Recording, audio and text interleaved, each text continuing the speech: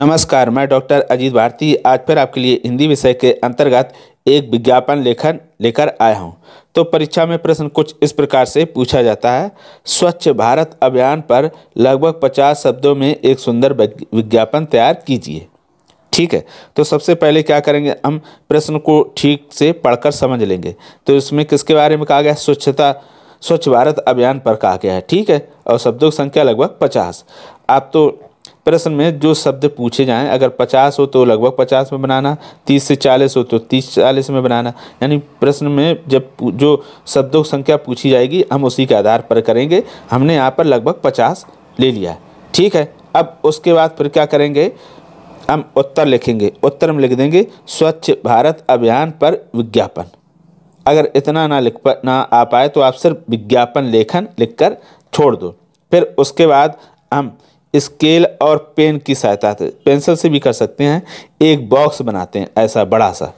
ये देखो, आप तो फुल पेज में लगभग बड़ा ही बनाएं, है ना, ताकि विज्ञापन ठीक से हम लिख पाएँ।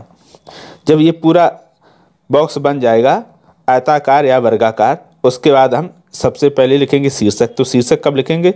हम लगभग 3 लाइनें, 1 2 3 लाइनें छोड़कर चौथी में हम शीर्षक लिख देंगे। हमने लिख दिया स्वच्छ भारत अभियान। ठीक है, और इसको पेन से ही क्या करेंगे, हम डार्क कर देंगे ताकि अच्छा दिखने लगे। फिर उसके बाद हम ऊपर 3 लाइनों के बीच में लिख देंगे स्वच्छता ही सेवा और डॉट डॉट। ये क्या होगा? स्लोगन होगा। अब उसके बाद फिर हम क्या करेंगे, इधर हमने बाएं साइड, आप बाएं या दाएं एक चित्र बना देंगे छोटा, बहुत सिंपल सा है। देखो, इसमें ये टोकरी बना दी, ये कचड़ा डाला, और इसमें इस तरह से डब्लू बनाया, मिला दिया।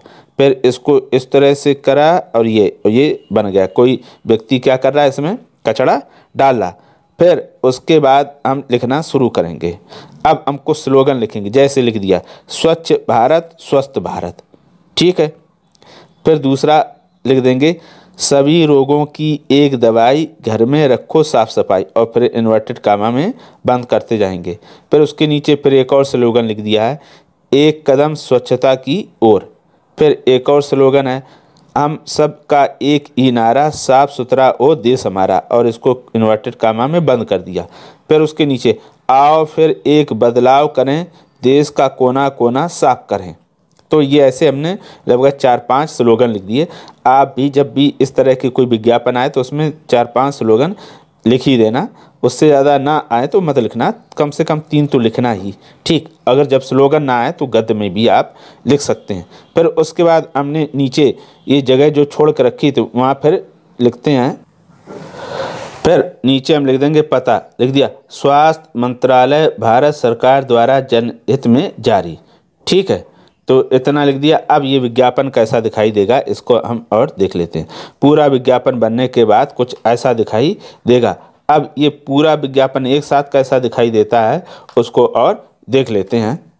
जब पूरा विज्ञापन बन जाएगा तो कुछ इस प्रकार से दिखाई देगा। ये देखो, उत्तर दिया है, ये उसका शीर्षक, चित्र, और ये उसके स्लोगन लिखे हैं, और ये पता या विज्ञापन कराने वाले का नाम। ठीक है, तो जब पूरा विज्ञापन बन जाएगा तो कुछ इस प्रकार से दिखाई देगा। अब इस विज्ञापन बनाने के लिए हमें क्या क्या सावधानियां रखनी पड़ेंगी वो भी जान लीजिए।